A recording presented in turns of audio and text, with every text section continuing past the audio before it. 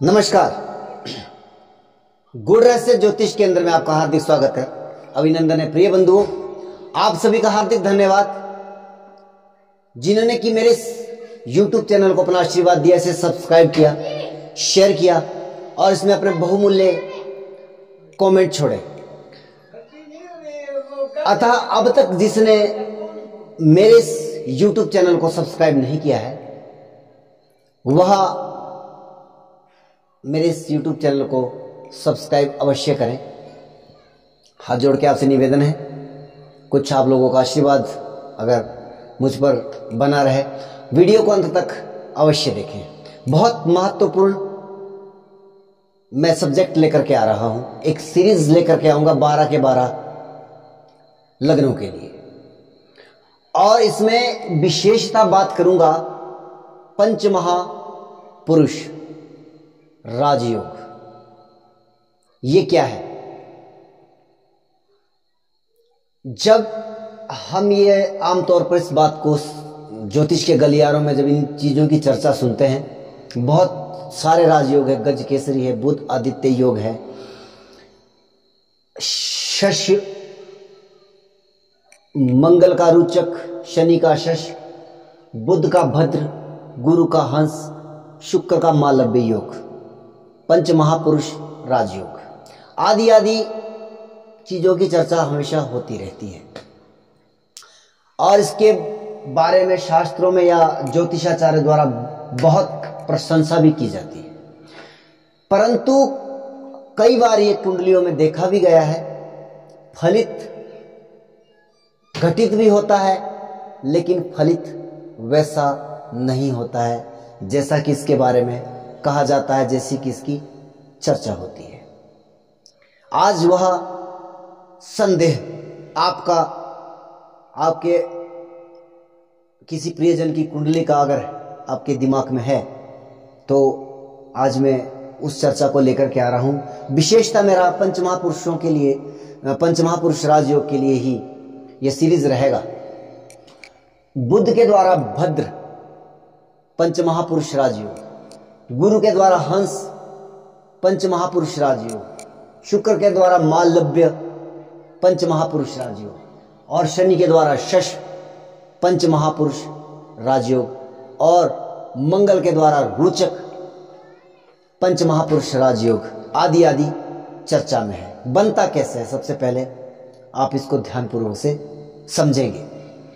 यदि केंद्र भाव में इनमें से कोई भी ग्रह केंद्र भाव में अपनी राशि का हो या अपनी उच्च राशि का हो, तब ये पंचमहापुरुष राजयोग निर्मित होता है। तो अब क्या ये हर एक कुंडली में जिसमें भी ये बनता है उसमें फलदायक होता है या शुभ परिणाम देता है? होता क्या है?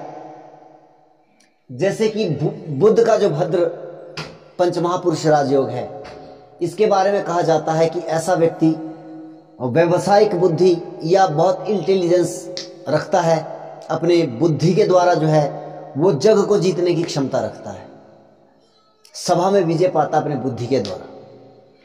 हंस गुरु के द्वारा बनने वाला पंचमहापुरुष राजयोग, यह जब घटित होता है तो इसके बारे में कहा जाता है कि ऐसा व्यक्ति अध्यात्म जगत में अपनी बहुत ऊंचाइयां प्राप्त करता है। हालांकि गुरु संतान, विवाह, लाभ, धन, भाग्य, इन सभी चीजों का कारक भी है। तो इन सभी चीजों में ऐसे व्यक्ति की ग्रोथ होती है जब ये घटित होता है और इसकी जब दशा अंतरदशा आती है। देखिए, किसी भी राजयोग का परिणाम जो उसकी दशाओं के ऊपर डिपेंड करता है। उसके बाद शुक्र मालव्य, शुक्र जो है वैभव का, संपत्ति का, लग्जरियत का कारक है। हर प्रकार का सुख सुविधा, वैवाहिक जीवन डिपेंड ऑन शुक्र। धन, वाहन, मकान, सौंदर्य, संगीत, कला, इन सब चीजों का कारक शुक्र है। और भी बहुत सारे, कुछ हर चीज में यहाँ पे डिकोड नहीं कर सकता, आपको वहां पे कुछ बातों को समझना पड़ेगा। तो जब ये शुक्र का मालव्य पंच महापुरुष राजयोग घटित होता है और इसकी जब दशाएं चलती है तब इन चीजों में वृद्धि होती है। बात करते हैं शश नाम का पंच महापुरुष राजयोग जो शनि के द्वारा निर्मित होता है। इसके घटित और इसका फल क्या है कि शनि कर्म का कारक है, श्रम का कारक है, कर्म का कारक है। और ये जो कर्म भूमि संसार जहां पे हम अपने कर्म बंधनों के द्वारा बंद करके आए हैं, इन सभी चीजों का जो कोई भी कर्म एनी वन, मैं कई बार कहता हूं अपने वीडियो के माध्यम से कि शनि को हम थोड़ा सा समझने में अगर हम प्रयास करें तो शनि कर्म कारक है और ये हर एक प्रकार के कर्म का कारक है।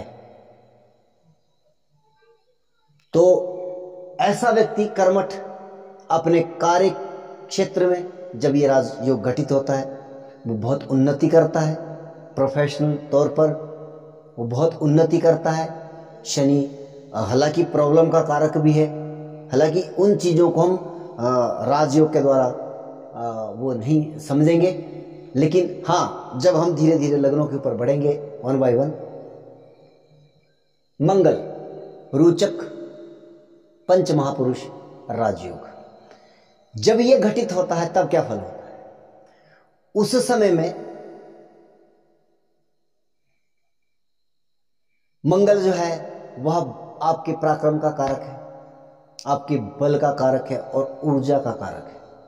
केंद्र में अपने स्वराशि का या उच्च राशि का बैठेगा तब इन सभी चीजों के कारकत्व में वृद्धि को करता है और ऊर्जावान उस व्यक्ति को बनाता है। देखिए कोई कार्य करना है, कुछ भी करेंगे आप जीवन में, शरीर में ऊर्जा का होना अत्यंत आवश्यक है। हालांकि और बहुत सारी चीजें हैं, फिर हम वहां पे वो बात भी करेंगे कि वो आया कहां से है, कौन से भाव का लोड है, लेकिन मैं भी केवल कारकत्वों के माध्यम से आपको समझाने का प्रयास कर रहा हूं। जब ये रोचक पंच महापुरुष राजयोग घटित होगा तब इन चीजों में वो सारी वृद्धियां आपको देखने को मिलेगी। अब हम जो है वन बाय वन, लगन वाइज लगन इसके ऊपर काम करेंगे। सीरीज हमारी कंटिन्यू रहेगी कि किस लगन के लिए कौन सा पंच महापुरुष राजयोग बेहतर कार्य करता है, अच्छा कार्य करता है और किसके लिए यह कार्य नहीं करता है या किसके लिए यह नकारात्मक कार्य भी क्या कर सकता है। उन सभी चीजों के लिए आपको इंतजार करना पड़ेगा। मैं सबसे पहले मेष से शुरू करूंगा और मीन पर्यंत। तो बात करते हैं कर्क लगन के जातकों के लिए कौन सा पंच महापुरुष राजयोग जो है वह फल देने में सक्षम है और कौन सा पंच महापुरुष राजयोग जो है वह निकृष्ट फल भी प्रदान कर सकता है। तो आइए समझने का प्रयास करते हैं कर्क लगन के जातकों की कुंडली। सर्वप्रथम कर्क राशि, कर्क लगन में देव गुरु बृहस्पति जो है हंस पंच महापुरुष राजयोग निर्मित करते हैं लग्नस्थ होकर के, और ये अपने आप में एक बहुत सुंदर योग है जो फल भी बहुत शानदार प्रदान करता है, क्योंकि देव गुरु बृहस्पति यहाँ पर आपके भाग्येश भी बनते हैं और लगन में यह उच्च के हो रहे हैं। तो यह हंस नाम का पंच महापुरुष राजयोग निर्मित हो रहा है। परंतु यहाँ पर एक और विशेष चीज जो रहेगी वो क्या रहेगी कि देव गुरु बृहस्पति आपके षष्ठमेश भी हैं। तो आपके छठे भाव से हम शत्रुओं को देखते हैं। आपके शत्रु बहुत ताकतवर, बहुत ही पावरफुल शत्रु हो सकते हैं। इसमें जैसे कि श्री रामचंद्र जी की कुंडली में आप यह हंस महापुरुष राजयोग जो है वह निर्मित हो रहा है। अब यहां पर संभावनाएं शश की भी बनती है या मालव्य शुक्र के द्वारा बनने वाला पंचमहापुरुष राजयोग भी निर्मित हो रहा है, परंतु इसमें कंडीशन अप्लाई है। शनि जो है यहाँ पर उच्च का तो संभावनाएं इसकी बनती है, लेकिन ये आपके अष्टमेश है और मार्केश भी है। हाँ, निश्चित तौर पर सप्तमेश है, निश्चित तौर पर सप्तमेश उच्च के हो रहे हैं यहाँ पर। तो ये इसका परिणाम एक अलग वे में देखना चाहिए कि आपकी जो लाइफ पार्टनर है, आपकी पत्नी या पति, जो भी आपका लाइफ पार्टनर है, वह एक उच्च प्रवृत्ति का व्यक्ति या बहुत ही धार्मिक विचारों का व्यक्ति है।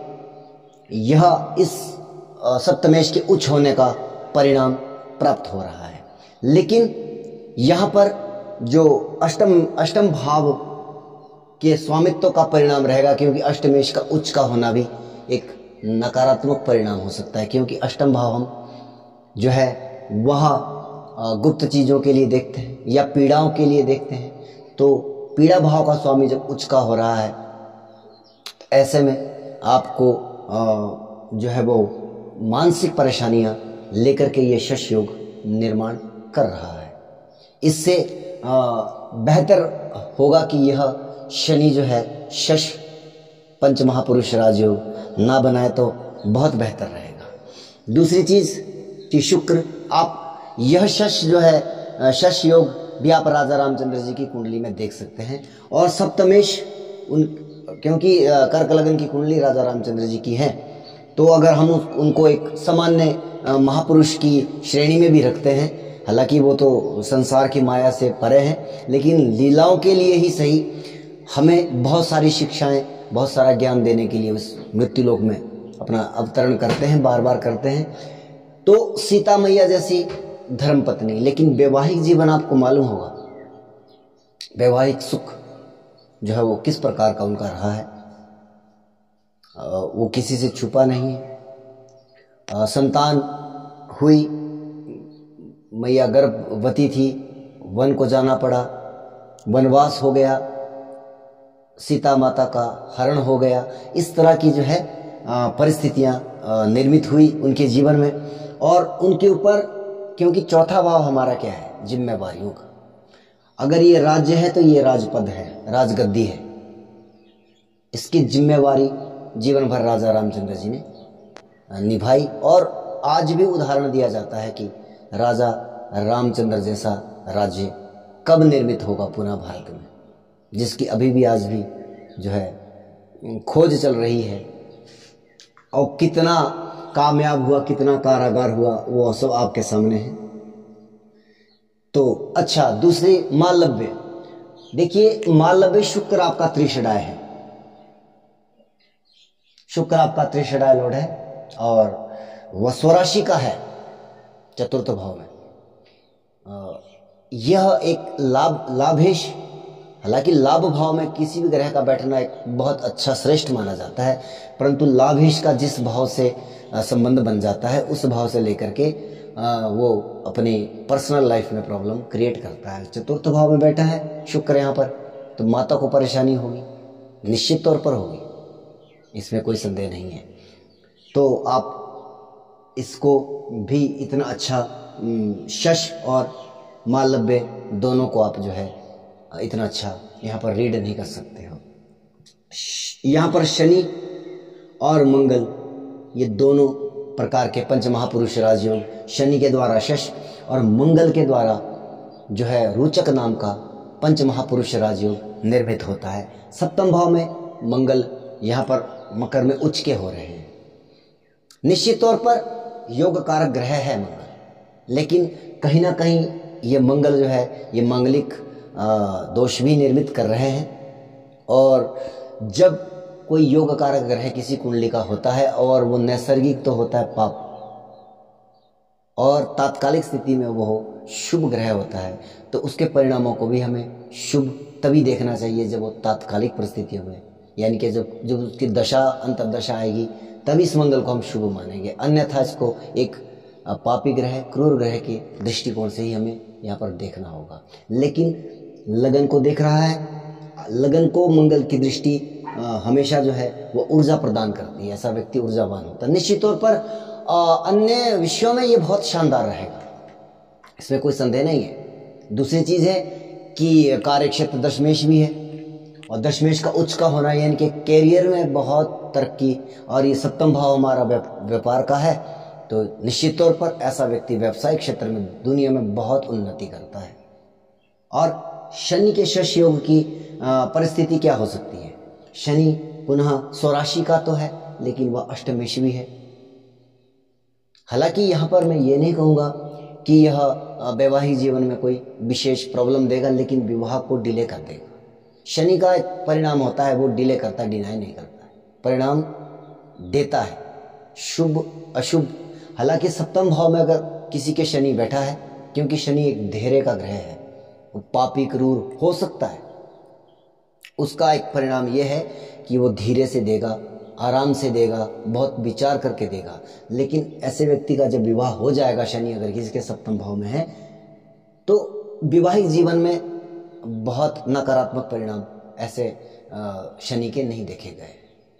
ये वैवाहिक जीवन इनका टिकाऊ स्थिर अवस्था में चलने वाला रहेगा। हाँ, अनदर पार्ट में कोई समस्या आ रही है कुंडली में, तो वो एक अलग विचार होगा। लेकिन यहाँ पर शश का प्रभाव तो मैं नहीं कहूँगा कि शश का यहाँ पर अच्छा या एक राजयोग की तरह ये काम करेगा, परंतु वैवाहिक जीवन को लेकर के इतनी बड़ी समस्या नहीं है। विवाह करने में प्रॉब्लम हो जाएगी। और ये मंगल जो है यहाँ पर रोचक पंचमहापुरुष राजयोग बना रहा है, निश्चित तौर पर दशमेश का दशम में, और मंगल यहाँ पर बहुत ही बली हो रहा है, क्योंकि वो दिग्बली भी है दशम भाव में। तो यहाँ पर मंगल की जो परिस्थिति है बहुत ही शानदार है। लगन को यहाँ से भी दृष्टि दे रहा है, चौथी दृष्टि। तो ये एक अपने आप में ऊर्जावान व्यक्ति है, और कार्य क्षेत्र में कर्म क्षेत्र में ये बहुत उन्नति करेगा अपनी, हमेशा कार्य क्षेत्र में इसकी ऊर्जा बनी रहेगी। बहुत श्रेष्ठ जब दशाएं अंतरदशाएं आएगी, ये रोचक और हंस, ये दो पंचमहापुरुष राजयोग यहाँ पर बहुत ही शानदार योग निर्मित कर रहे हैं। तो आगे जो है इस तरह से आप जो है अन्य लग्नों के ऊपर भी हम पंचमहापुरुष राजयोग के बारे में बताते रहेंगे। मेरे इस YouTube चैनल को सब्सक्राइब करिए, शेयर करिए, इसमें कमेंट छोड़िएगा। बहुत बहुत मेहरबानी, धन्यवाद अंत तक वीडियो को देखने के लिए।